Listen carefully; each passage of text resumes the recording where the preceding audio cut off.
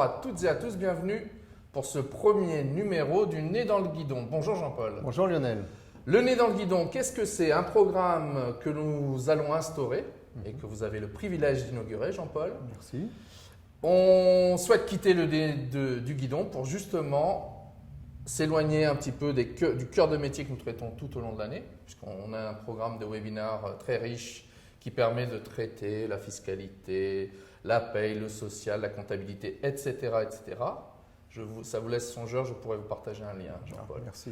Et pour aller justement, et aujourd'hui en l'occurrence sur le premier numéro, vers le client, être mystérieux. Donc on va voir un petit peu comment il évolue, comment il fonctionne, et c'est votre éclairage que vous allez nous apporter. Jean-Paul, je vais juste, parce que c'est important de savoir qui vous êtes, on a un petit synthé qui a dû apparaître. Mais qui êtes-vous, Jean-Paul? Alors, qui suis-je? Bonne question, je vous remercie de l'avoir posée, Lionel. Eh bien, écoutez, moi, je suis tombé dans le digital depuis 92, donc il y a quelques années de cela. J'avais encore des cheveux, peut-être vous aussi. J'en suis pas sorti. Et depuis 16 ans, j'ai fondé, je dirige un cabinet qui s'appelle VUCA Stratégie et qui aide les entreprises à créer de la valeur, à faire de l'argent avec le digital. Parce que ce qui est intéressant, c'est que au cœur de digital, figurez-vous qu'il y a des gens. Et les gens qu'il y a au cœur de digital, ce sont les clients. Ok. Jean-Paul, donc VUCA Stratégie, juste pour, parce que vous avez cité, j'aime bien avoir la petite histoire, VUCA pour… Alors VUCA, c'est que nous sommes dans un monde volatile, incertain, uncertain, parce qu'en anglais ça fait plus chic, passe mieux. Complexe et ambigu. C'est ça notre monde actuel. Ce n'est pas uniquement des questions de digital, ou etc. C'est le fait qu'il y ait cette conjonction du digital et de la mondialisation qui ont fait que notre monde est différent de celui qu'on a pu connaître il y a encore quelques années. Alors, je vais rassurer évidemment notre auditoire. Aujourd'hui, Jean-Paul, vous allez répondre à nos contraintes et nous allons parler de l'ensemble de ces concepts au travers du quotidien de nos cabinets et dans l'intérêt du quotidien de nos cabinets. Jean-Paul, quel sera au menu? Qu'est-ce qu'on va retrouver? Quel sera le programme? D'abord, on va parler d'expérience, c'est-à-dire l'expérience du point de vue du client. Ensuite, parce que je sais que c'est un sujet qui vous préoccupe actuellement, la perceuse. D'accord. Voilà. Puis, tant qu'on est dans les outils, on verra la boîte à outils, puis le plan d'action. Ok, donc on est vraiment dans les mains dans le cambouis avec vous. Exactement. Alors, commençons par l'expérience. L'expérience client. Qu'est-ce que ça vous évoque, Lionel, quand on parle d'expérience? L'expérience client, c'est-à-dire je me rends à la poste, j'attends, on ne répond pas à mes attentes, on me dit au bout de 10 minutes que je me suis trompé de guichet et qu'il faut me rendre sur l'automate, c'est ça l'expérience client? Voilà, c'est ce que… Alors, c'est plus comme ça maintenant. Maintenant, okay. Vous avez une jeune femme, généralement une jeune femme à Corte, qui vous demande qu'est-ce que vous souhaitez faire finalement, quel type de mission, quel est votre objectif en venant à la poste. Et du coup, elle va construire votre expérience. Alors, vous voyez la slide là, que j'ai mise, c'est… le fait que chacun a des expériences différentes dans sa vie. Par exemple, quand vous allez dans un hôtel, vous allez être sensible au fait qu'il y ait un concierge qui va prendre en main votre existence, le fait qu'il va y avoir un majordome qui va prendre votre valise, etc. Tout ça, ça concourt à l'expérience. Mais ce n'est pas uniquement des histoires de palaces, etc. ou de grands hôtels. Par exemple, prenons Amazon. Amazon qui est tout de même le numéro 1 de l'expérience client. Et pourtant, ce n'est pas réellement un palace, Amazon, en tout cas pour ce que j'en connais. Amazon, finalement, ça crée une expérience chez le client sur le fait que quand vous voulez avoir des Nike, vous pouvez en commander 10 d'un coup et ne garder que celles qui vous vont bien et peut-être le faire avec vos amis, etc. Donc vous voyez que même en étant un site internet, en étant dans le virtuel, on peut créer des expériences fantastiques. Regardez, c'est la même chose chez Apple, mais on y reviendra peut-être. Absolument. Donc ça, c'est l'expérience. Et alors pourquoi est-ce que je parle d'expérience comme ça? C'est surtout parce que l'expérience, du point de vue du client, c'est beaucoup plus fort que les produits et services. Parce que les produits et services, on les trouve partout. Et donc, quand il y a foultitude de produits et de services, qu'est-ce qu'on retient, nous, en tant que client? Qu'est-ce qui nous reste absolument? C'est l'expérience, c'est le vécu. L'expérience, c'est le vécu. Qu'est-ce que j'ai vécu? Et donc, voilà, je vous propose que l'on parle un peu de l'expérience. Alors, avec un exemple, comme je sais que vous ne buvez pas beaucoup de café, Lionel, je me suis dit, tiens, on va parler de café. Alors, le café, c'est quoi? C'est avant tout des grains. Donc c'est une commodité, comme on dit en franglais, hein, c'est-à-dire que finalement, n'importe quel café est un café. Et c'est pour cela qu'on a créé des marques de café, hein, parce que la marque, c'est une promesse d'expérience. Hein, c'est avec ce café-là, hein, bon, vous êtes beaucoup plus jeune que moi, mais je me rappelle d'un monsieur avec un chapeau, avec les gringos. Hein, et ben voilà, voilà ce qu'on vit avec le café. C'est-à-dire qu'on a des gens qui sont dans les montagnes, qui font des cafés, puis on a le vrai café. Hein, celui qui a sélectionné le gentil gringo. Hein. Donc ça crée de la valeur. Ça crée de la valeur pour la marque, mais ça crée surtout de la valeur pour le client, parce qu'une marque n'existe que parce qu'il y a une valeur pour le client. Alors, on peut aller encore plus loin. Le café, je vais aller le prendre quelque part, donc je vais avoir un service, on va me le servir. Hein. Donc on va me le moudre, on va me le passer dans de l'eau bouillante, et puis je vais avoir... donc déjà, là aussi, j'ai encore plus de valeur. En tant que client, je suis bien assis, je suis tranquille, etc. Et donc, j'ai ce service. Mais on peut aller encore plus loin, et je prends l'exemple de Starbucks, hein, où finalement, Starbucks, pourquoi a-t-elle succès? Ce n'est pas la qualité du café. Hein. C'est essentiellement l'expérience qu'ils ont conçue. Et l'expérience, elle n'est pas que le produit, elle n'est pas que le service, elle est le fait que chez Starbucks, je sais qu'il va y avoir une ambiance sympa, que quand j'ai des amis ou des clients qui vont passer le long de la vitrine, ils vont dire « Oh putain, Lionel, vous êtes cool, hein !» Vous serez avec vos Starbucks, vous rencontrez vos amis, c'est un endroit où on peut travailler tranquille, où on peut échanger, etc. Et c'est ça la force de Starbucks. Donc on voit que finalement, ils vendent du café, mais dans les faits, la valeur, ce n'est pas le café. C'est l'expérience que nous, en tant que clients, nous avons. Hein. Donc, expérience, ça veut dire plus de fidélisation, et on sait bien que la clé de la rentabilité, c'est la fidélisation, plus de croissance, hein, et tout ça, ça construit un avantage concurrentiel pérenne, qui dure, hein, et qui nous permet de nous différencier. On se différencie par l'expérience que nous donnons à nos clients. Alors, en tant que consultant, j'étais bien obligé de vous présenter une matrice, parce que si vous voulez, j'étais Lionel, oui, j'ai tenu jusque-là, mais il fallait que je vous montre une matrice. Donc la matrice de la croissance, c'est quoi? Eh bien, c'est tout un chacun dit que ce sont de nouveaux marchés. Il faut qu'on trouve de nouveaux marchés, etc., etc. Oui, c'est vrai, mais il n'y a pas que ça. Un élément clé de la croissance, c'est la création de nouvelles expériences. Alors évidemment, on peut à la fois créer de nouveaux marchés et en même temps créer de nouvelles expériences. Mais moi, ce que je vous propose, parce qu'on n'a pas énormément de temps pour une première... Hein, 75 minutes. Voilà, 75 minutes. Eh bien, d'ailleurs, oui, bon, ça va. Hein, bon, je ne suis pas trop bavard, j'espère.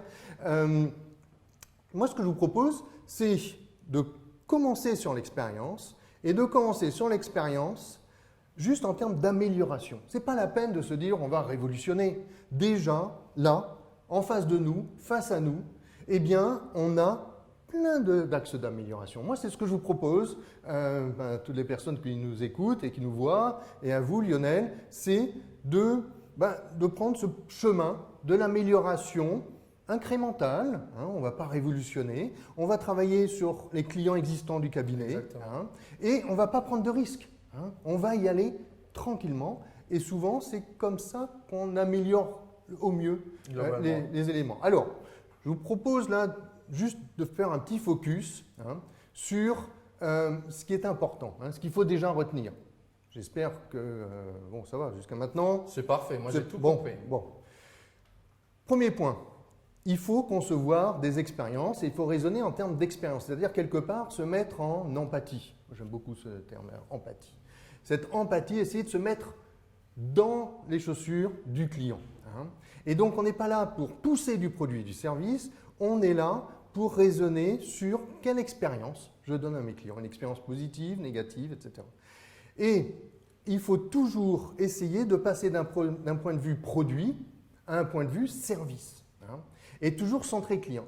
Et il y a quelque chose dont il faut, alors je reviendrai là-dessus, peut-être un peu répétitif, donc je vous prie de m'en excuser par avance, mais c'est que, en fait, il y a 3 dimensions au niveau de l'expérience client. Il y a les besoins fonctionnels, c'est-à-dire voilà, je veux un CERFA numéro tant, je veux un bilan, bulletin de paye. Voilà le bulletin de paye, ok, le voilà. Il y a ses aspirations, qu'est-ce qu'il a envie de faire, et puis il y a aussi ses besoins sociaux, c'est-à-dire le regard des autres par rapport à moi, hein, parce qu'il faut se rappeler que nous sommes tous des animaux sociaux. Et puis, je l'ai mis en dernier parce que c'est peut-être le plus important, mais c'est également celui qu'on mésestime totalement, hein, que l'on oublie. C'est le côté émotionnel. Hein, c'est-à-dire que ça m'a fait plaisir, je suis stressé, etc. etc. Donc, je vous propose quelques questions. Hein, donc, je vous laisserai en prendre connaissance. Hein. C'est est-ce que vous avez déjà pensé à votre activité du point de vue de l'expérience client, hein. Donc, si oui, qu'est-ce que cela a généré? Et puis, sinon, qu'est-ce que ça a impacté? Et puis, si vous n'y avez pas déjà pensé, eh bien, en quoi ça pourrait vous aider? Hein. Donc déjà, ça c'est une première question, je vous propose d'échanger à ce niveau-là. Puis ensuite, la question qui vient naturellement, Lionel, c'est se dire, bon, très bien, une fois qu'on en a parlé, ça a l'air d'être génial, mais qu'est-ce qu'on en fait, hein? Comment est-ce qu'on a construit cette expérience? Et moi, ce que je vous propose, et on y reviendra, c'est de partir de là où ça fait mal. On appelle ça en jargon consultant les irritants. Hein. Voilà, ça frotte, ça fait mal, il y a quelque chose où visiblement il y a un problème. Hein. Et il faut bien voir qu'il faut se poser la question des irritants et de l'expérience client à tout point de vue. Ce n'est pas uniquement le document que le client a sous les yeux, c'est le coup de fil, c'est l'envoi d'un mail, la réception d'un email, c'est enfin voilà, c'est la relation multicanal. Ou le parking face au cabinet, enfin que sais-je. Exactement. Hein. Jean-Paul, oui. Simplement, on parle d'expérience client, ce qui peut paraître un petit peu conceptuel. Vous allez descendre vraiment sur le quotidien et aborder ce qu'est l'expérience client de façon très opérationnelle. Alors, on pose le décor. Alors, on pose le décor. Je vais prendre un exemple, hein, un exemple réel, anonymisé bien sûr. Hein. Là, ce que vous avez en ligne, là, c'est un client qui demande, donc on va faire fin mai, des éléments pour mettre en place un système d'intéressement au sein de la société. Bien. La réponse, donc en vert, hein, en bleu c'est le client, en vert c'est le cabinet. Le cabinet répond, au bout d'un certain temps, 3 semaines de mémoire, répond, je suis désolé, j'ai pas le temps. Hein, c'est-à-dire que j'ai une charge de travail importante, donc finalement, et je remets surtout pas en cause hein, la personne qui a écrit cela. Elle le vit, elle en souffre, c'est difficile. Mais est-ce qu'elle a à projeter cela vers le client? Parce que le client, qu'est-ce qu'il dit là? Il dit, voilà, j'ai un projet. Rassurez-moi, vous allez m'aider pour qu'en temps et en heure, ce soit fait. C'est ça que souhaite le client. Hein. Or, je vous laisserai détailler les slides si vous voulez, mais on se rend compte que finalement, il y a eu une relance pour avoir cette réponse en vert. Et ensuite, suite à cette réponse, il n'y a pas eu de date parce que ce que veut le client, il est dans l'émotionnel. Hein, il se dit, j'ai des dates à tenir, fin juin, mi-juillet, et donc il est angoissé. Donc, peut-être que juste en ayant rédigé de façon différente ce mail, en disant « pas de souci, on prend en charge, on a beaucoup de boulot actuellement, mais vous inquiétez pas, on le prend en charge et je vous propose de revenir vers vous dans 3 semaines ou dans 15 jours. » C'est ça que veut le client. Hein, je pense. Donc voilà, donc je vous montre l'escalade, etc. Et donc ça devient. Voilà, c'est une illustration, c'est surtout pas une stigmatisation, hein, mais c'est une illustration. Mettez-vous dans la peau du client qui stresse. Hein. Mettez-vous parce qu'il sait qu'il y a des obligations qu'il ne connaît pas très bien, il ne sait pas quelle latitude il y a, il ne sait pas. Hein. Donc c'est vous le sachant. Donc c'est vous qui devez faire en sorte de déstresser, de prendre le client par la main, parce que finalement, il vous rémunère pour cela, hein, pour être cool, pour avoir la cool attitude, hein, et être déstressé. On arrive à la perceuse, Jean-Paul. C'est là où il va falloir être très, très, très bon. Oui, alors je sais que c'est votre instrument préféré, je crois. C'est une de mes passions. Hein, une de vos passions. Donc, pourquoi est-ce qu'on achète une perceuse? Pourquoi est-ce que vous avez acheté une perceuse? Pour faire des trous, Jean-Paul? Pour faire des trous, oui. Donc, vous n'êtes pas fanatique des perceuses, quoi. Black & Decker, c'est pas l'accessoire principal. Non, c'est pas celui-là. D'accord. En effet, vous avez tout à fait raison. Hein. Quand on achète une perceuse, ce n'est même pas une question de forêt. Hein. On sait bien qu'il y a des forêts de 8 et de 10 ou des choses comme ça. Ce n'est même pas ça. Hein. Ce qu'on veut, c'est faire des trous. Et même, j'irai au-delà. Donc, vous voyez, finalement, le client, quand il demande, je ne sais pas, un document, hein, comme on l'a vu précédemment, Ce qu'il veut, c'est qu'il y ait quelque chose qui se passe, mais ce n'est pas forcément le document. Il en a peut-être, en tant que document, il en a peut-être rien à faire. Pour lui, c'est un moyen. La perceuse est un moyen. Et même si on allait encore plus loin, pourquoi un trou, Lionel? Pourquoi est-ce que les clients ont besoin de trous? Pour s'ouvrir sur l'au-delà. Peut-être, ça c'est votre dimension mystique. Mais en fait, il a souvent besoin d'un trou tout simplement pour décorer. Parce qu'il vient de déménager, parce qu'il a envie de se faire un petit système de cocooning. Et vous voyez, cette question du pourquoi, elle est vraiment clé. Alors, tout un chacun connaît le QQOQ-CCP. Le QQOQ-CP, tout le monde est au fait. Voilà. Jean-Paul, vous Alors, détaillez le oui, c'est un petit QQ quand même. Voilà, bon, c'est qui, quoi, quand, comment, etc. Bon, en fait, la question clé qu'il faut toujours se poser quand on réfléchit à ses clients, c'est le pourquoi. Le pourquoi, c'est la question clé. Pourquoi les gens font comme ça? Pourquoi les gens ils stressent? Pourquoi ils me relancent? Pourquoi ils me demandent ceci? Pourquoi ils m'évitent? Pourquoi il vient au dernier moment? Pourquoi il m'appelle? Voilà. Là, par exemple, j'ai envie d'avoir un petit coin cocooning et c'est pour ça que j'ai acheté une perceuse. Et donc, l'erreur principale de la marque de perceuse serait de se dire les gens sont fanatisés par les perceuses et donc je vais leur en mettre plein la tête sur les perceuses. Bon, tout le monde, je ne vais pas dire, bon, c'est rare les gens qui sont fanatisés par les perceuses. Et ça, donc, cette question du pourquoi, cette problématique de la perceuse, etc., du cocooning, en fait, ça me sert, parce que c'est aussi un outil, pour arriver à un acronyme. Alors, complexe, a priori, en anglais, c'est normal, parce que je suis consultant. Eh oui, il faut, Jean-Paul. Eh oui, donc si vous voulez, le fait de dire des choses que les gens ne comprennent pas, c'est tout de même le levier du consultant. En fait, job to be done, ça veut dire que, donc le JTBD, le job JTBD. JTBD. Tout de suite, ça fait plus pro. Ouais. Donc c'est que souhaite faire mon client? C'est ça. Et souvent, il y en a plusieurs. Donc, quand je réfléchis à mon client, ce qu'il faut, c'est que je réfléchisse à mon JTBD sur mon client et pas sur moi. Donc, c'est-à-dire que ce qui est important, c'est la situation de mon client. Ce n'est pas le fait que je suis débordé, ce n'est pas le fait que moi, une fois que j'ai fait mon formulaire CERFA et que je l'ai bien rempli, mon boulot est fait. Non. C'est pourquoi mon client a besoin de cela. Pourquoi il me missionne pour cela? Et en quoi je vais pouvoir l'aider à remplir sa mission? Et donc, ce n'est pas le produit et le service qui sont clés. Et ce qui est important aussi, c'est de décrire des JTBD unitaires et mesurables. Voilà, alors je vais prendre un exemple, je vais sortir du royaume de la perceuse et je vais vous proposer de rentrer dans celui du milkshake. Je sais que vous adorez le milkshake, Lionel. J'adore ça. Voilà, donc le matin, vous prenez, vous me l'avez dit là juste quand on se préparait pour la vidéo, vous dites, moi j'aime bien prendre mon milkshake le matin. Et alors, le milkshake. Quel est le job to be done du milkshake? D'abord, c'est de se sustenter. Donc ça, je dirais que c'est une évidence, c'est le rôle fonctionnel du milkshake. Mais vous voyez que ce qui est intéressant aussi, c'est de se limiter au milkshake. Je ne vais pas parler de la voiture, je ne vais pas parler, etc. Non, donc ça, c'est ça, le job to be done unitaire. C'est-à-dire que j'essaie d'être sur des choses concrètes. Parce que c'est comme sur, je sais pas, un entrepreneur. L'entrepreneur, c'est quoi son job to be done? C'est de réussir dans la vie. Bon, mais ça, c'est plus un job to be done. C'est trop évanescent. On n'a pas d'action là-dessus.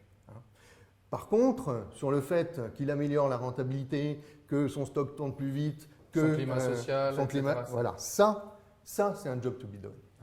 Donc, si je reprends sur le milkshake, le premier objectif, donc c'est comme pour les clients, on a une problématique fonctionnelle, mais on a aussi une problématique sociale, émotionnelle. Par exemple, le milkshake, quand je prends ma voiture, j'ai mon milkshake à côté de moi, puis il est j'ai une mug qui est sympa, ça me rassure, son côté sucré, ça me rappelle peut-être mon enfance, je me sens bien, il est dans un de mes rituels, donc je commence bien ma journée. Et puis quand j'arrive au boulot, j'ai ma cool attitude, j'ai mon milkshake, etc., etc. Donc vous voyez, le milkshake, c'est pas juste un milkshake, c'est bien au-delà d'un milkshake. Et c'est vrai pour tout.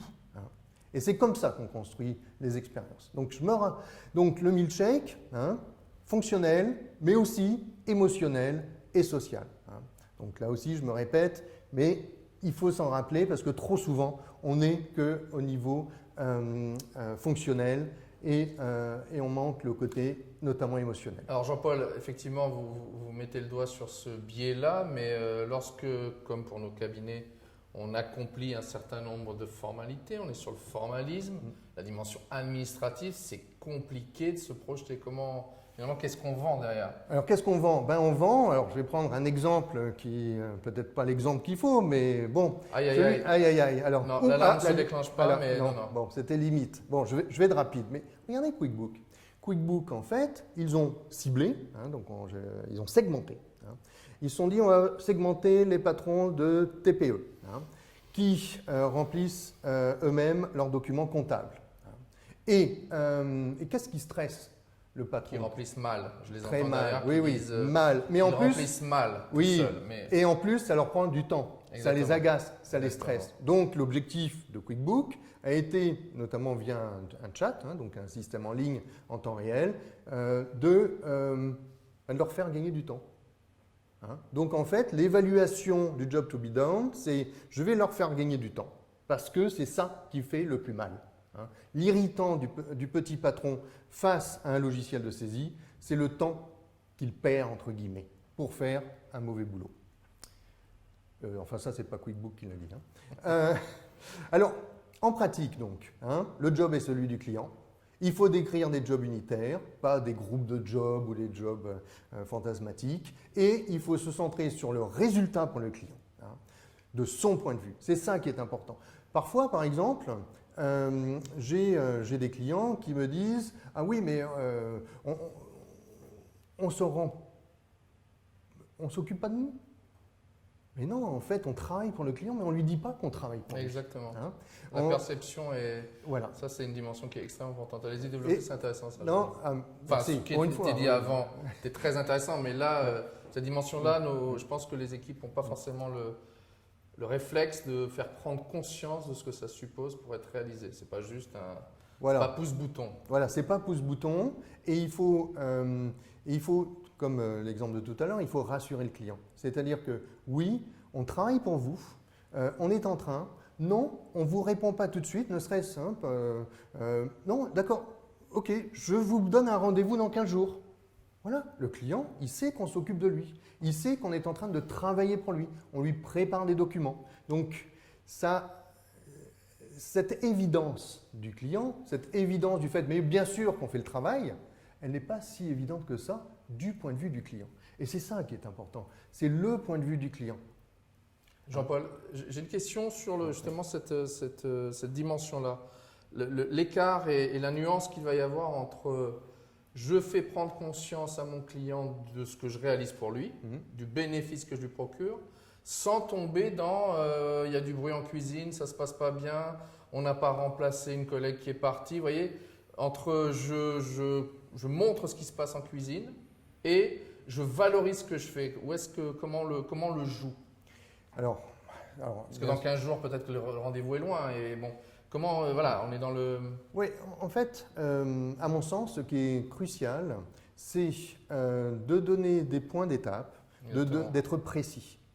C'est-à-dire, oui, dans 15 jours, c'est peut-être loin, mais peut-être que dans une semaine, je vais envoyer un petit mail en disant j'ai besoin que vous me prépariez ceci et cela dans une semaine. Parce que le rendez-vous va être structurant et un vrai rendez-vous. Un ordre du jour, par exemple. Ça, c'est un point très important. Voilà ce que vous avez à préparer. Voilà les documents qui doivent être prêts. Alors, je sais bien que, je me doute que dans les cabinets, c'est ce qui est fait. Mais bien souvent, ça n'est pas suffisamment exprimé. C'est-à-dire que, oui, le mis en valeur, exactement, c'est ça. Et c'est ça que valorise le client. Donc ça, c'est un point, je pense, crucial. Il ne faut pas être trop pudique à ce niveau-là.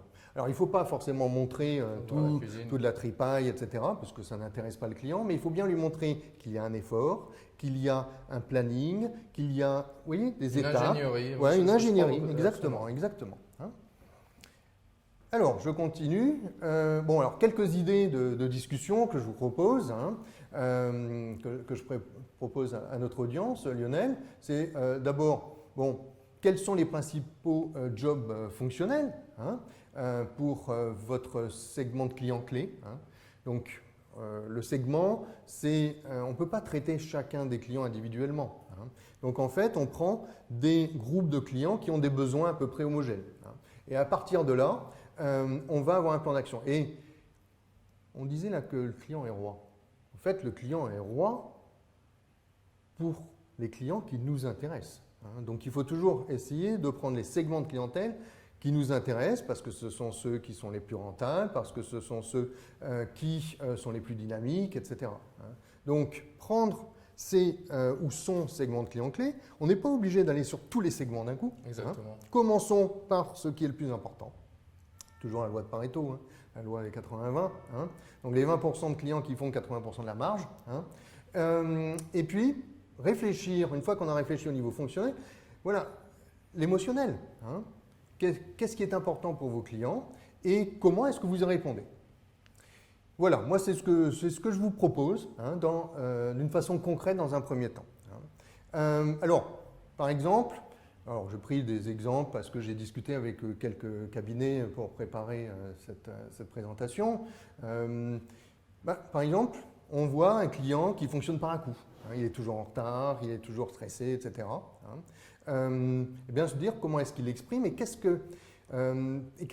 qu'il demande des choses, par exemple? Est-ce qu'il demande du conseil, qu'on lui facilite la vie, qu'on mette de l'huile dans les rouages, qu'on fasse peut-être certaines choses pour lui? Est-ce qu'il l'exprime? Est-ce qu'on peut l'aider à l'exprimer? Il faut le faire parler le client. Ben oui, exactement. Et donc il faut essayer de l'écouter. Et bon, c'est un peu l'art d'accoucher les esprits, la fameuse maïotique aristotélicienne. Pas facile toujours à placer, mais tout de même. Merci Lionel. Est-ce que, par exemple, typiquement, un cabinet comptable va lui dire on va vous envoyer un tableau de bord chaque mois? Mais c'est peut-être pas suffisant, c'est pas de ça dont il a besoin. Parce que le tableau de bord, c'est que l'outil.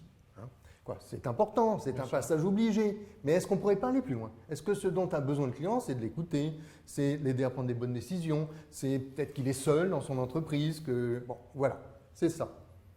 Les questions, à mon sens, qui peuvent être intéressantes à se poser. Je vous propose un deuxième cas d'usage, mais je vais aller très vite là-dessus.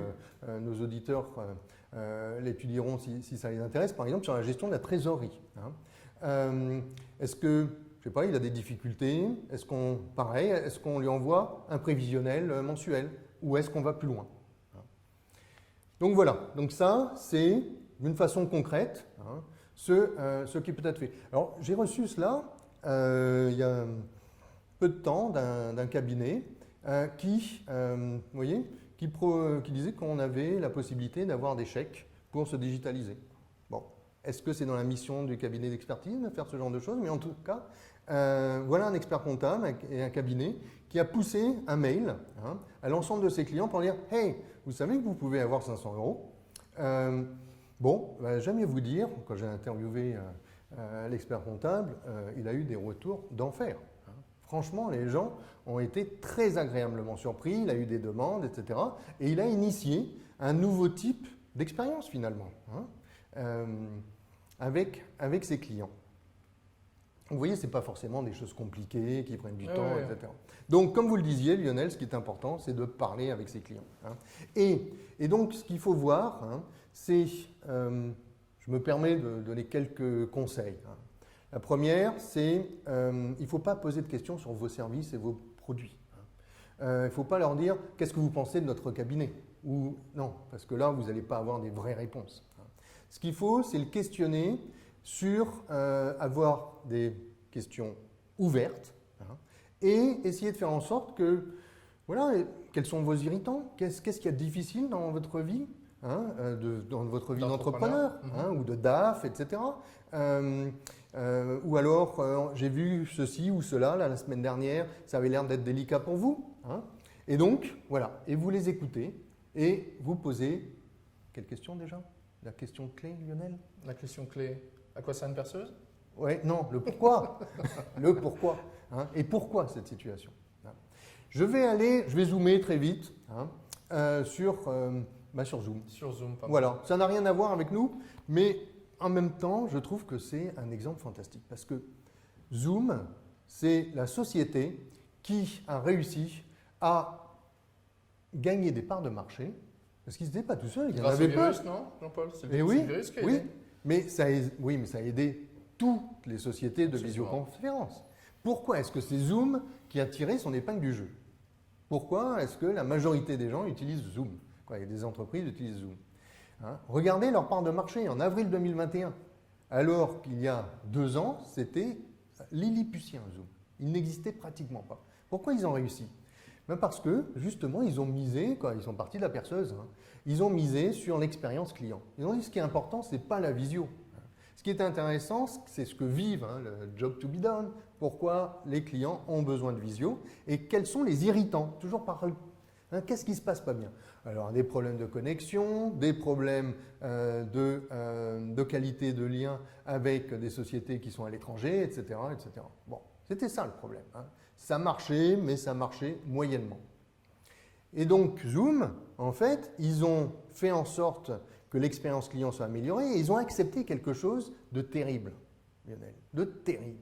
Ils ont accepté que leurs utilisateurs aient d'autres applicatifs, d'autres logiciels et ils ont permis à leurs clients d'utiliser d'autres logiciels dans Zoom.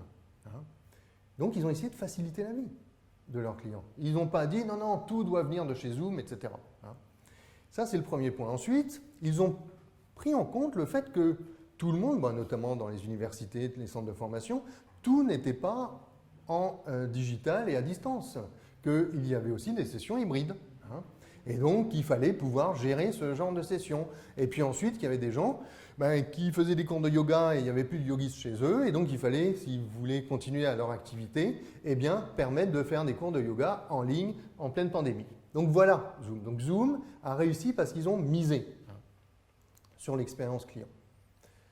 Alors, boîte à outils, on y a rangé la perceuse. Qu'est-ce qu'on y trouve d'autre, Jean-Paul? Alors, il y a un guidon, une perceuse, bon, milkshake, il faut peut-être le mettre de côté. Ouais. Et ce que je vous propose, c'est de vous présenter quelques outils qui, à mon sens, sont intéressants. Bon, la première, c'est la question du pourquoi, et d'insister pourquoi cela. Et toujours, et ça on l'a vu, les 3 types de jobs, fonctionnel, ça on y pense toujours, social et surtout émotionnel. Donc émotionnel, les émotions, je suis agacé, je suis énervé, je suis stressé, etc. Il faut jouer là-dessus parce que nous sommes des animaux émotionnels, vous, nous et vos clients. Ce sont des êtres humains. Le deuxième point, c'est qu'est-ce qui les empêche? C'est-à-dire voir quels sont les freins. Qu'est-ce qui les empêche à développer leur entreprise, mais d'une façon plus concrète? Qu'est-ce qui les empêche à me fournir les éléments du social quand il faut, en temps et en heure? Pourquoi est-ce qu'il y a les avoirs qui ne sont jamais fournis? Pourquoi, etc. etc. Et voir comment je pourrais aider mes clients à ce niveau-là. Ça, c'est le premier point. Donc pourquoi? Qu'est-ce qui freine? Et qu'est-ce qui empêche? Et puis ensuite, je l'ai évoqué très rapidement au démarrage, c'est le parcours client. Quels sont les points de contact que mes clients ont avec le cabinet? C'est-à-dire les nouveaux clients, comment est-ce qu'ils me trouvent? Peut-être le bouche-oreille, mais peut-être Google, on y reviendra. Également, comment est-ce que les démarrages de dossiers le début de l'histoire. Le début de l'histoire, et on sait très bien qu'une bonne partie de la relation, de l'expérience se joue à ce niveau-là. Et puis après, bien sûr, le job, c'est-à-dire les contacts, les actions, les interactions, et puis après, ce qu'en fait le client chez lui, et puis ce qu'il en vit, ses émotions. Et donc ça, c'est des coups de fil, ce sont des formulaires, ce sont des places de parking, c'est une présence sur Internet, etc. Et donc, moi, ce que je vous invite, c'est de lister pour votre ou les 2 ou 3 segments de clients qui sont importants pour vous, de lister ces points de contact. Et les mettre d'une façon concrète, les formulaires, les emails, etc., etc. Et puis se dire, bon, où est-ce que ça a l'air de bien fonctionner ou pas? Et puis évidemment, si vous faites des études de satisfaction régulièrement auprès de vos clients, peut-être que vous en avez détecté, ou peut-être que la prochaine étude de satisfaction vous permettrait de détecter ces points irritants. Les études de satisfaction, Jean-Paul, ça fonctionne, ça, parce que c'est un petit peu... Ça a été longtemps vendu, notamment dans la profession, puis au final... Quand c'est vite fait ou mal fait, ça ne dit pas grand-chose. Voilà, parce qu'il faut aller... Une participation très faible, et puis ce qui est dit finalement, bon... Oui, parce qu'en fait, alors personnellement, Bon, ce qui est Vous important. avez la bonne méthode, j'en suis Non, sûr. non, je n'ai pas une bonne méthode, mais je dirais que l'étude de satisfaction est intéressante quand on va sur le pourquoi. C'est-à-dire qu'on va sur des choses concrètes. C'est-à-dire l'étude de satisfaction ne doit pas être est-ce que vous êtes satisfait de votre cabinet d'expertise comptable. De 1 à 10. Voilà. Ça, oui, on dit bah oui, bien sûr, ne serait-ce que pour ne pas faire de peine. Hein. Mais moi, ma voiture, est-ce que j'en suis satisfait? Bah oui, elle démarre le matin. Mais est-ce que c'est pour cela que je vais racheter la même marque de voiture? Pas forcément. Hein. On sait qu'il n'y a pas de corrélation entre la satisfaction et la fidélisation. Alors évidemment, les gens qui sont totalement insatisfaits s'en vont. Hein. Mais il n'empêche que ce n'est pas suffisant. Donc moi, personnellement, j'aime beaucoup. Est-ce que vous recommanderiez notre cabinet d'expertise comptable à vos collègues ou à vos proches, hein, entre 0 et 10? Et donc les 9 et 10, c'est les promoteurs, et les 0 et 6, c'est les détracteurs. Je préfère ce genre de choses parce que là, on voit si l'expérience… Mais oui, parce que l'expérience, c'est l'engagement. Quand vous avez une expérience favorable, vous êtes prêt à vous engager. Hein. Et donc ça, c'est très intéressant. Et là, ce qui est également très intéressant, donc ça, c'est le Net Promoter Score, alias NPS. Et ce promoteur… Tout le monde a suivi Promoter Score, NPS. Voilà. Donc vous êtes allé super vite, Jean-Paul. Pardon, excusez-moi. Là, ah oui, bah voilà, je m'échauffe. Voilà, je suis chaud. C'est parti. Hein, NPS. Et voilà. NPS, donc c'est le Net Promoter Score, c'est en fait le ratio entre les gens qui sont prêts à vous recommander par rapport aux gens qui sont prêts à peut-être dire du mal de vous. Je vous rappelle juste que le Net Promoter Score qui est utilisé par toutes les sociétés qui font plus d'1 milliard, 1000 milliards de valorisation boursière, eh bien, ils sont dans les 80%. 80% de NPS, c'est tout de même très intéressant. Donc, ce Net Promoter Score, moi, à mon sens, est intéressant. Parce que, d'abord, avoir une première idée, est-ce que les gens sont prêts à me recommander? Voilà, de s'impliquer. Et puis, le deuxième point, c'est quelle est la raison principale de cette évaluation? Et là, en champ libre. Et puis là, vous allez voir, ah bah oui, mais bon, tout de même, j'ai mis que 7, hein, sachant que 7 et 8, c'est les gens, c'est le mou, quoi. Ils sont juste satisfaits. C'est-à-dire que demain, ils peuvent dire, ah non, non, va chez un autre expert comptable. En lien avec ce terrain-là, Jean-Paul, c'est quelque chose qu'on a évoqué à quelques reprises dans le groupement. Est-ce que le cadeau de parrainage, ce serait quelque chose qui pourrait être mal perçu dans le monde de l'expertise? Parce que finalement, on va sur ce terrain-là. C'est-à-dire, je suis content de mon cabinet, mon expert comptable. Je le promeus auprès d'un proche, d'un ami, etc. Moyennant quoi, j'ai le petit cadeau, ceci ou cela. Est-ce que ça, c'est un levier qui peut fonctionner? Je vais peut-être être un peu direct, Lionel. Je vous ramène mon cousin, j'ai une tablette. Non. Vous savez, les histoires d'amour finissent mal. Non, mais quand on les combine à des histoires d'argent, c'est pas forcément toujours des histoires d'amour. Non, à mon avis, c'est pas que mon avis. Hein. En fait, il faut justement sortir de ces histoires de rétribution directe de l'engagement. C'est-à-dire que finalement, pourquoi est-ce qu'on va dire du bien d'une marque? Je sais pas, j'ai pas d'iPhone, mais bon, peu importe, j'ai une super voiture, je suis heureux avec cette marque. Je ne m'attends pas à avoir un cadeau parce que je vais parrainer quelqu'un. Je le fais parce que j'en suis convaincu, parce que j'ai des expériences émotionnelles, sociales, et évidemment, il faut que la voiture démarre. C'est pour ça que je vais aller en parler à mon copain en disant, tu sais, ça c'est de la bagnole. Hein. Et dans le service, c'est encore plus fort, hein, parce que le service, c'est immatériel. Hein. Et donc, le bouche-oreille, c'est un élément clé. Hein. Et le bouche-oreille, eh bien, dépend de la qualité de l'expérience qu'ont eu les clients avec moi. Et je n'ai pas à les rétribuer. Alors par contre, s'il m'amène un client, il faut que je sache qui m'a amené ce client, parce que voilà, d'où est-ce que vous venez, vous m'appelez de la part de qui, hein, et puis là, vous faites un petit cadeau. Mais vous ne l'aviez pas promis. Hein, vous n'achetez pas cette expérience, vous n'achetez pas cette histoire. Alors, quand je dis histoire d'amour, évidemment, je pousse, mais on est dans l'émotionnel. On est dans l'émotionnel. On est dans l'émotionnel et on reconnaît cette partie émotionnelle. Hein. Moi, je vais vous dire, donc nous, on travaille dans le digital. Hein. 80 à 90% de nos clients viennent par le bouche-oreille. Parce que, comme toute société dans le digital, nous savons que la réalité du business, c'est un business d'hommes et de femmes, bien sûr, mais c'est du bouche-oreille. On croit quelqu'un qui vient vous dire « Ah bah tiens, tu as un problème avec ton agence digitale, tu ne sais pas quelle stratégie digitale prendre, etc., eh ben, va voir Jean-Paul Crène. Bon, moi, j'en étais satisfait, même plus que satisfait. Et c'est exactement la même chose pour un cabinet d'expertise comptable, à mon sens. À mon sens. Je suis d'accord. Je continue. On enchaîne. Allez, on enchaîne. Bon, les questions. Donc, les phases du parcours client. Comment est-ce que les gens nous découvrent? Comment est-ce qu'on interagit avec eux? Et puis, comment est-ce qu'on valorise ce côté bénéfice avec le client, ce dont on parlait. Et qu'est-ce que vous faites de mieux, au mieux? Et puis, surtout, les irritants. Ah oui, ben c'est vrai qu'on a du mal, je ne sais pas, les gens, ils sont énervés parce que, je ne sais pas, ils trouvent que le standard ne décroche pas assez vite. Voilà. Ou quand ils viennent, ils ne trouvent pas à se garer. Ou alors ils considèrent que, ah bah tiens, il y a un tel qui m'a dit, ah bah vous venez pas souvent me voir. On les oblige à aller au cabinet. Bon, voilà, c'est peut-être des points qu'il faut traiter et ça, il faut le faire collectivement. Parce que vous aussi, en tant que cabinet, vous avez de multiples points de contact. Vous êtes les points de contact que ce soit à l'accueil, que ce soit téléphone, que ce soit les documents que vous envoyez, les emails, etc. etc. Ou tout simplement le café que l'on sert quand les clients arrivent au cabinet. C'est aussi simple que cela. Voilà, donc réfléchissez.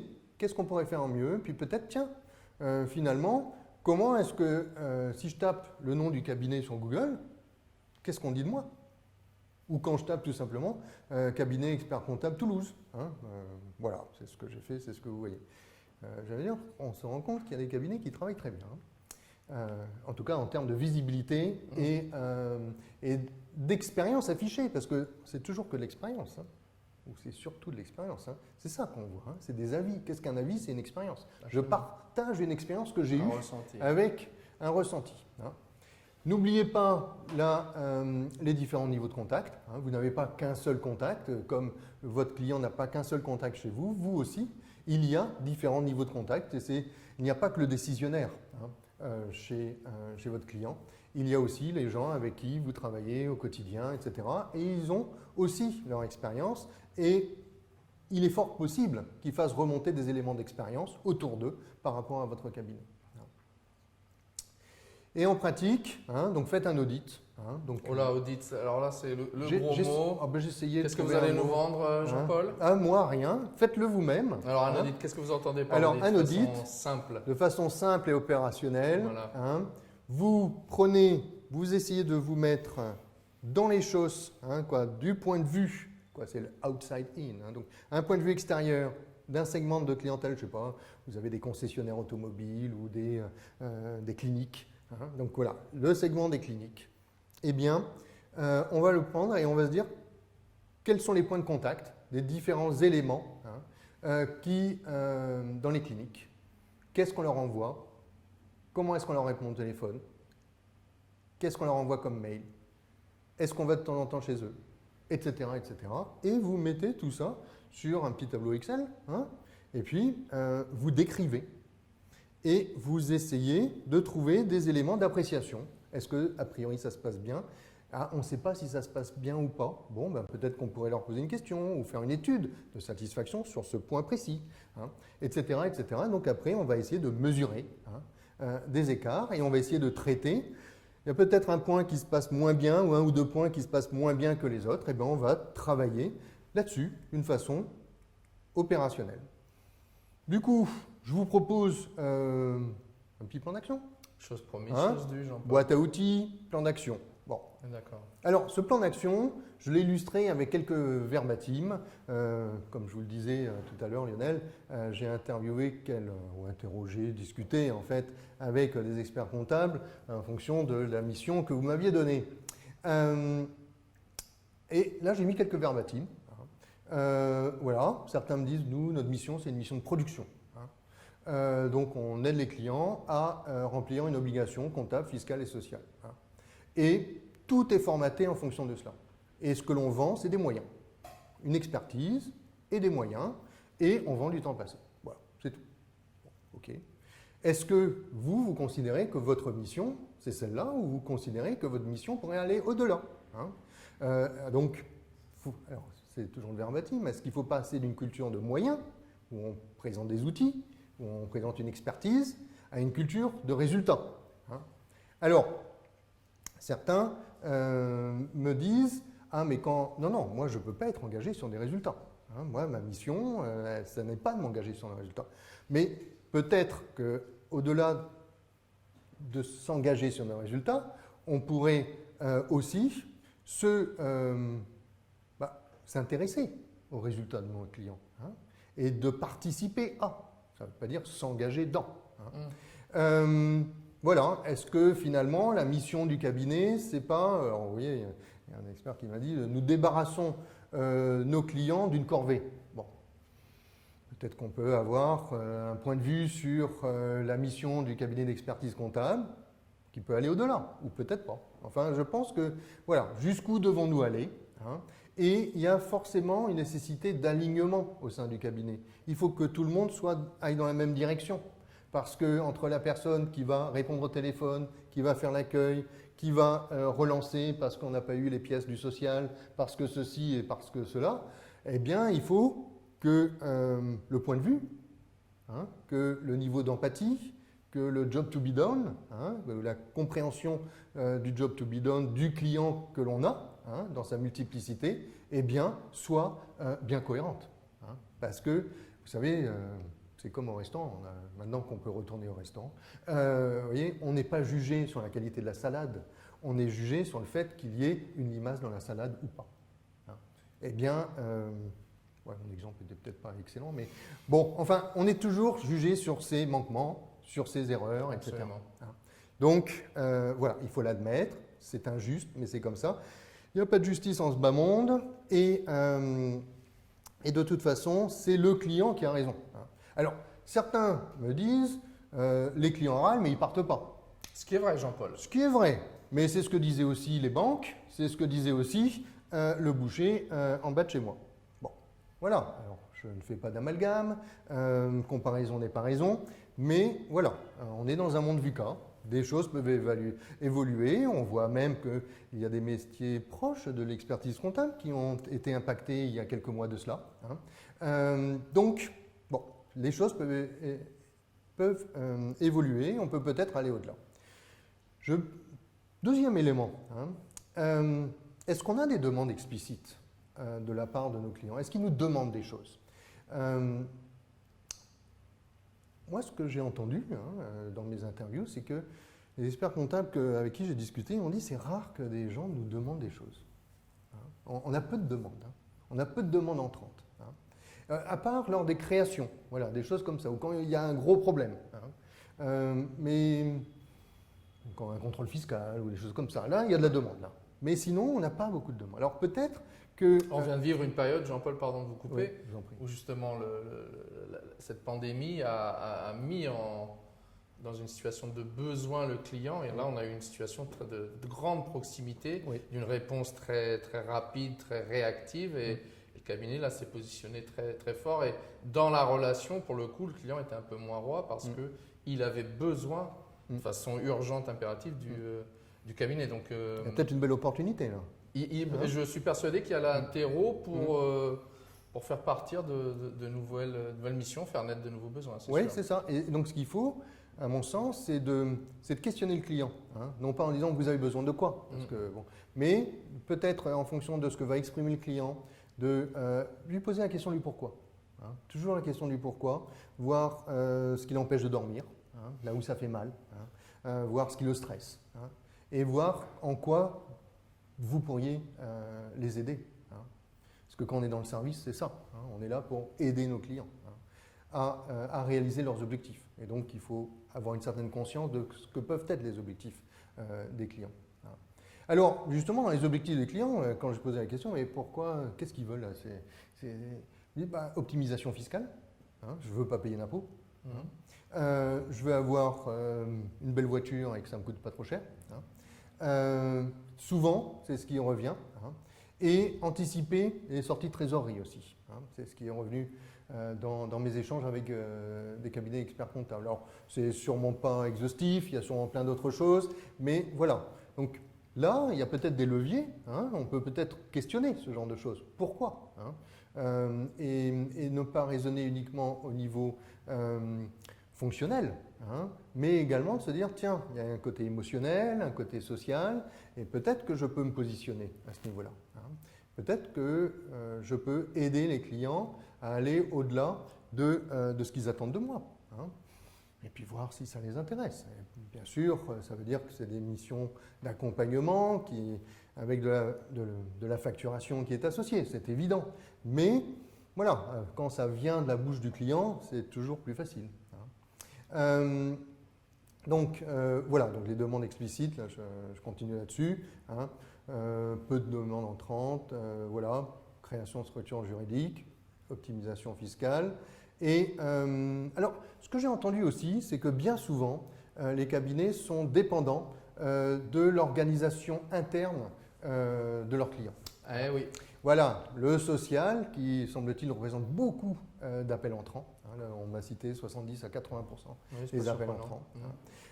Les pièces manquantes, alors la saisie, et toujours au dernier moment, des factures qui n'ont pas été payées, des avoirs non réalisés, etc. etc. Hein. Donc là aussi, se dire, tiens, là j'ai des points de stress chez moi, mais aussi chez mon client. Comment est-ce que je pourrais peut-être l'aider à ce niveau-là, hein. Est-ce qu'il faut que je ne sois pas proactif par rapport à cela, hein, mais pas uniquement en disant au client, il faudrait que vous fassiez ceci ou cela, mais peut-être d'une façon concrète, comment est-ce que je pourrais l'aider, comment est-ce que je pourrais fluidifier finalement sa vie. Hein. Alors, ce que j'ai entendu aussi, c'est la segmentation. Ça, je pense que ça, c'est un point qui est très important. En effet, les clients sont rois, mais ce sont les clients que je veux qui sont rois. Tout client n'est pas roi. Et ça, c'est peut-être aussi la hiérarchisation de son fonds de commerce. C'est peut-être aussi une question qu'on peut se poser. Pourquoi est-ce qu'il y a certains clients qui me demandent énormément d'énergie, qui sont peut-être même nocifs, hein. Il faut bien voir que, notamment dans le digital, Amazon, hein, mais d'autres aussi, une société américaine qui s'appelle Zappos, hein, ils segmentent leurs clients. Ils ne veulent pas tous les clients. Hein. Amazon veut du client Prime qui paye une prime, hein, annuelle, et ce client, il habite dans des centres-villes, dans des grandes villes, etc. etc. C'est ça le client que veut Amazon. Hein. Ils segmentent très très fortement, et il y a certains types de clientèle qu'ils ne veulent pas ou pour lesquels ils ne feront pas d'efforts particuliers. On peut aussi, alors ça c'est un expert comptable qui m'en a parlé, peut-être apporter plus de valeur en se spécialisant sur certains métiers, hein, ou en tout cas en ayant une forte densité de clientèle, voilà, une connaissance plus fine, avoir les bons ratios, etc. Hein. Et ça peut faire partie du plan d'action, hein, pour, eh bien, en partant de cas d'usage voilà, concrets, en auditant le parcours client, hein, et puis on traite en premier les irritants. Hein. Parce que demain, alors certains experts comptables parlent de dire ah ben ça sera la facture électronique. Alors il est vrai que bon le digital tout le monde en parle, mais en fait on n'en voit pas encore beaucoup d'effets, si ce n'est les effets nocifs, c'est-à-dire que tout n'est pas électronique, tout n'est pas unifié, etc. etc. Hein. L'engagement de l'expert comptable par rapport aux résultats, en effet, hein, il n'y a pas forcément d'engagement, c'est pas pour ça que c'est forcément un sujet tabou. Et puis, un thème que j'ai entendu, il nous faut sortir de notre zone de confort, il faut aussi peut-être alors peut-être pas changer les habitudes, mais les faire évoluer. Hein. Il n'y a pas, à mon sens, d'urgence, mais ce qu'il faut, c'est, voilà, penser à l'expérience, au job to be done, et c'est essayer de se mettre dans les sabots du client. Et puis, voilà, commencer demain, hein, déjà, à la cartographie des points de contact avec les clients. Et puis, se dire, ben voilà ce qu'on pourrait améliorer. Ou alors, si on ne sait pas exactement comment les évaluer, eh bien, se dire comment est-ce qu'on pourrait évaluer le degré de satisfaction ou est-ce que nos clients seraient prêts à être nos promoteurs. Hein. Ça, déjà, ça nous met dans une dynamique en lien avec notre clientèle. Ok Jean-Paul, moi j'ai une question comme ça immédiate. Dans quelle mesure l'appartenance à un cabinet d'expertise comptable, j'entends être le client de tel ou tel cabinet d'expertise comptable, peut devenir, si ce n'est pas déjà le cas, un marqueur social quelque part, un marqueur d'une réussite, un marqueur de l'appartenance à un certain club, à un certain réseau. Comment ça se cultive? Est-ce que c'est à cultiver? Comment... Écoutez, au niveau de cabinet d'expertise comptable, je ne connais pas de cas de figure. Par contre, moi, je ne vais pas vous le citer, mais je connais des cabinets d'avocats, dont un qui n'est pas très éloigné d'ici, où clairement, c'est un marqueur social de réussite.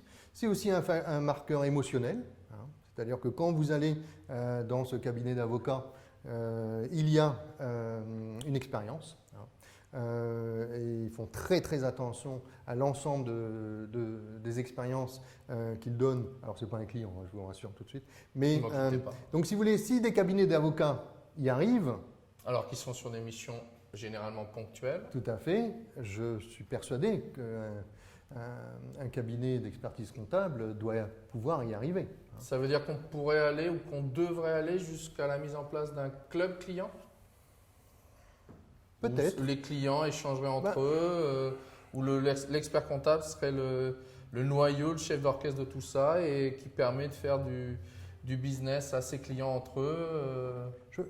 Alors, vous prêchez un convaincu. Est-ce qu'on doit y aller? Est-ce que c'est quelque chose où on parle d'expérience client quelque part justement de dire grâce à mon expert comptable, j'ai fait la rencontre d'eux, j'ai pu aller vers ce marché, qu'on soit au cœur de ça? Moi, je pense qu'il y a des experts comptables qui le font quelque peu. Je me rappelle, moi, quand j'ai créé mon entreprise, c'est mon expert comptable qui m'a trouvé mon premier client. Oui, mais il le fait de façon... Oui, mais il m'a fait rencontrer. Vous avez une bonne bobine, il a envie de le faire, etc. Mais comment on organise ça? On crée un process, on crée des événements, on crée un club. Oui. Est-ce que ça, on peut y aller? Est-ce qu'on doit y aller?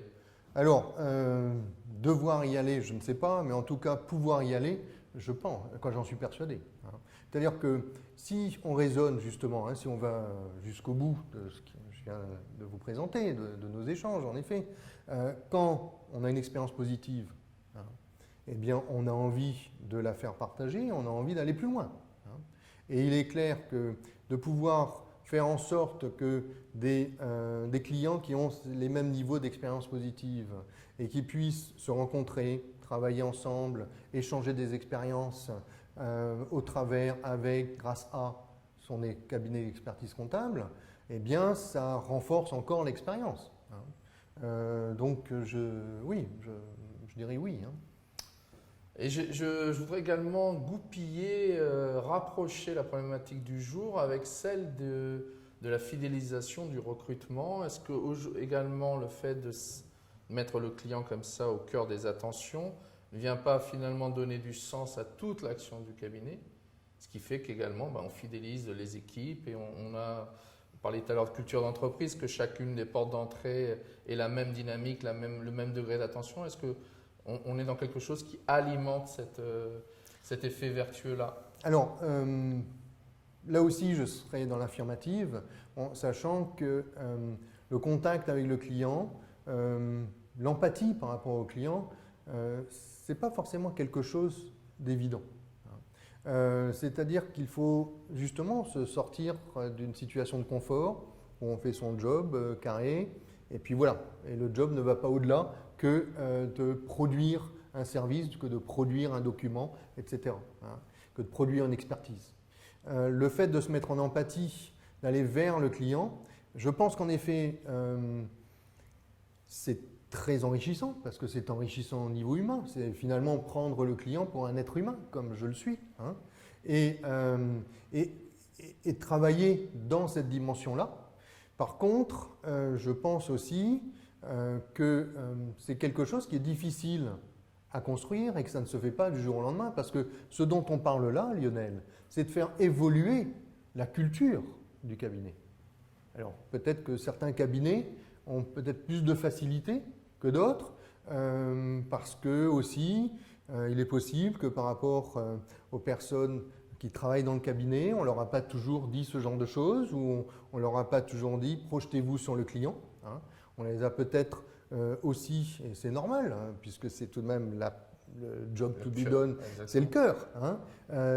Il faut remplir les éléments fonctionnels, c'est évident. Hein. Mais on est dans une situation aujourd'hui où il faut aller plus loin. Hein. Alors, c'est enrichissant au niveau humain. Par contre, c'est une mutation culturelle. Hein. Et on sait bien que la culture, ça prend du temps. Exactement. Il ne faut pas brusquer les gens, je dirais. Exactement. Et aujourd'hui, vous nous avez apporté quelques éléments très opérationnels, sans grand bouleversement, qui permettent déjà de changer un certain nombre de choses. Jean-Paul, je crois que maintenant, on va laisser nos auditeurs échanger, rebondir, commenter, critiquer ce que vous venez de nous exposer. Moi, je vais vous remercier, Jean-Paul. C'est moi qui vous remercie. Je remercie nos auditeurs aussi. Absolument. Vous avez inauguré ce cycle de programme, donc le nez dans le guidon. Je vais vous proposer de nous retrouver, alors ce sera à la rentrée, on définira le créneau, mais d'ici là, ce que je vous propose, c'est de nous faire part de thématiques, d'animateurs, de conférenciers que vous souhaiteriez entendre dans le cadre de ce programme. Et puis, Jean-Paul, on va se souhaiter de bonnes vacances. Bonnes vacances, Lionel. Ça va être très prochainement peut-être pour vous, on verra. Vous aussi peut-être. Oui, absolument, à la fin du mois. À toutes et à tous, je vous remercie, vous souhaitez de belles vacances. N'hésitez pas à réagir sur ce programme et puis à très bientôt. À très bientôt, merci. Au revoir.